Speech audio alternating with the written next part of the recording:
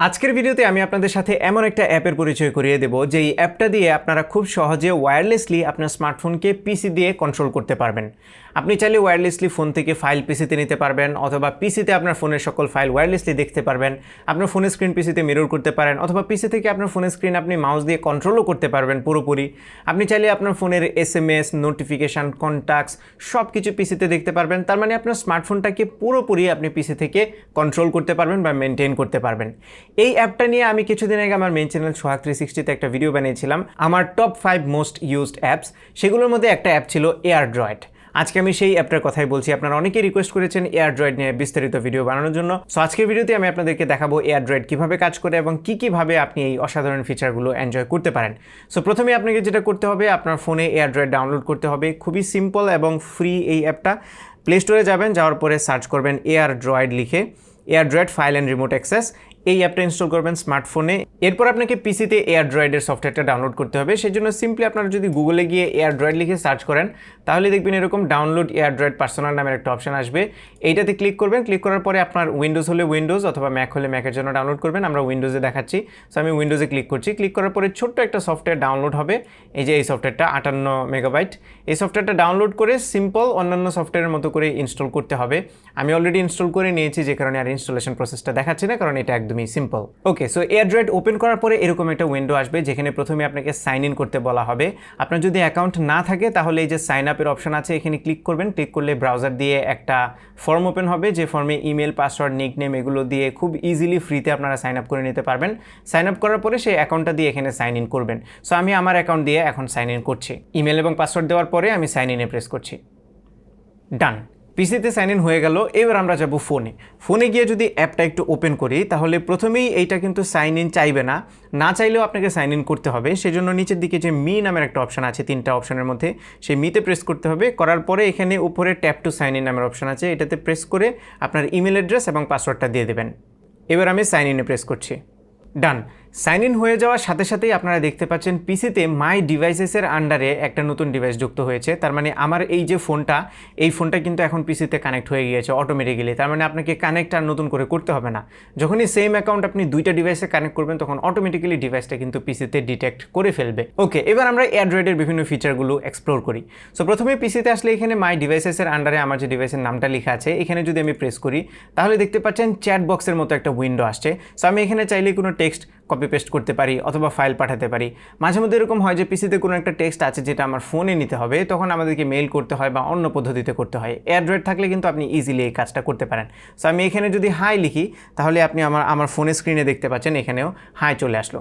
এবার লেটসে আমি কিছু ইমেজ আমার ফোনে পাঠাবো পিসি থেকে, তাহলে সিম্পলি আমার যেই ফোল্ডারটা আছে, এই যে এই কয়েকটা ইমেজ, আমি জাস্ট ছবিগুলোকে ক্লিক করে ড্র্যাগ করে যদি এখানে এনে ছেড়ে দিই, জাস্ট এই চ্যাট বক্সের মধ্যে ছেড়ে দিলে দেখবেন সবগুলো ইমেজ কিন্তু এখান থেকে সেন্ড হওয়া শুরু হবে, এবং আমার ফোনের স্ক্রিনে আপনারা দেখতে পাচ্ছেন সবগুলো ইমেজ এখানে খুব ইজিলি, খুব দ্রুত কিন্তু চলে আসলো। এখন এত দ্রুত হচ্ছে, এর রিজন হচ্ছে আমি ওয়াইফাইতে কানেক্টেড আছি, এবং আমার ফোনটা যে ওয়াইফাইতে কানেক্টেড, আমার পিসিও কিন্তু সেম নেটওয়ার্কেই কানেক্টেড। এখন যদি আমি মোবাইল ডেটা দিয়ে পাঠাইতাম, তাহলে আমার মোবাইল ডেটার স্পিডের উপর ডিপেন্ড করে ফাইলটা ট্রান্সফার হতো। এখন যদি আমরা ফোন থেকে পিসিতে কিছু পাঠাতে চাই, প্রসেসটা কিন্তু সেম। ফোনের যে অ্যাপটা আছে, সেখানে এসে আপনি অ্যাটাচমেন্টে ক্লিক করলে সবগুলো অপশন আসবে, এখান থেকে আপনি সিলেক্ট করতে পারেন, অথবা পাশে যে গ্যালারির আইকন আছে ইমেজের, সেখানে যদি প্রেস করেন, তাহলে আপনার গ্যালারিটা ওপেন হবে। এবার এখান থেকে আমি 2টা ছবি সিলেক্ট করে দিচ্ছি। সিলেক্ট করে সেন্ডে যদি প্রেস করি, তাহলে দেখবেন এখান থেকে সেন্ড হয়ে গেছে এবং পিসিতে খুব ইজিলি চলে আসছে। এবং এই ছবিগুলো কোথায় সেভ হয়েছে সেটা জানার জন্য এই যে সার্চ বাটনটা আছে, এখানে প্রেস করবেন, তাহলেই ফোল্ডারটা ওপেন হয়ে যাবে। নেক্সট যে ফিচারটা আমরা দেখবো, সেটা হচ্ছে ফোনের সব ফাইল যদি আপনি পিসি থেকে অ্যাক্সেস করতে চান, তাহলে কিভাবে করবেন। সো পিসিতে আসার পরে এখানে বাম পাশে অনেকগুলো আইকন দেখতে পাচ্ছেন। আমরা এতক্ষণ এই ফাইল ট্রান্সফার আইকনে ছিলাম। এরপরে নিচের দিকে ফাইলস নামে একটা অপশন আছে, এটাতে যদি প্রেস করেন, তাহলে দেখবেন এখানে আপনার ফোনের যত ফোল্ডার আছে সবগুলো কিন্তু ওপেন হয়ে যাবে। সবার উপরের দিকে ফটোজ আছে, এখানে প্রেস করলে আপনার ফোনের যত ফটোজ আছে সব এখানে প্রিভিউ হয়ে যাবে, এবং আপনি এখান থেকে দেখে বেছে বেছে ডাউনলোড করতে পারবেন। অথবা আপনি যদি এখানে এসডি কার্ডে ক্লিক করেন, তাহলে আপনার ফোনের যে ইন্টারনাল মেমোরি আছে, সেই মেমোরির যত ফোল্ডার আছে সব কিছু এখান থেকে আপনি একের পরে এক অ্যাক্সেস করতে পারবেন। এবার আপনি যদি এখানে রাইট বাটনে ক্লিক করেন, তাহলে অনেকগুলো অপশন আসবে। ফর এক্সাম্পল, আপনি চাইলে ফাইল ফোনে আপলোড করতে পারবেন, কোনো ফোল্ডার একসাথে আপলোড করতে পারবেন, আপনি চাইলেই নতুন ফোল্ডার তৈরি করতে পারবেন, অথবা এখান থেকে কোনো ফোল্ডার চাইলে আপনি ডাউনলোড করতে পারবেন। ডাউনলোড মানে হচ্ছে আপনি পিসিতে নিতে পারবেন। সো এই ফাইল অ্যাক্সেস করার ফিচারটা আমি বিশ্বাস করি অনেকেরই কাজে আসবে। এবার আমরা চলে ফোনের যে নেক্সট ফিচার সেটা হচ্ছে রিমোট কন্ট্রোল। সো এই যে ফাইলস আছে তার ঠিক নিচেই দেখতে পাচ্ছেন রিমোট কন্ট্রোল নামে একটা অপশন আছে। এইখানে প্রেস করলে আমার ফোনের মডেলটা আছে এবং এখানে অনেকগুলো অপশন আছে। প্রথমটা হচ্ছে access phone camera from desktop, then use computer keyboard to type on your phone, view and record phone screen without root, control your phone from computer remotely. সবগুলো ফিচারই অনেক ইম্পর্টেন্ট।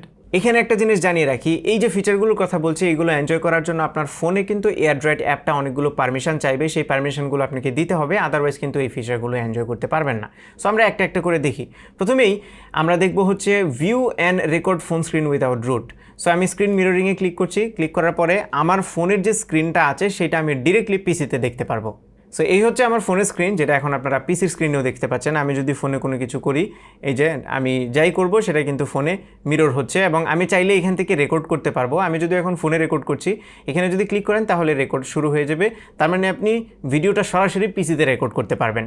ওকে, এবার আমরা এখান থেকে বের হয়ে আসি। এরপরে নেক্সট যে অপশনটা control your phone from computer remotely, এই ফিচারটা আমার অনেক ভালো লেগেছে। এটা অনেকটা টিম ভিউয়ারের মতো কাজ করে। ফোনে কোনো প্রবলেম হলে আপনি দূর থেকে সলভ করে দিতে পারবেন এই ফিচারের মাধ্যমে। সেটা করার জন্য আমরা রিমোট কন্ট্রোলে প্রেস করি।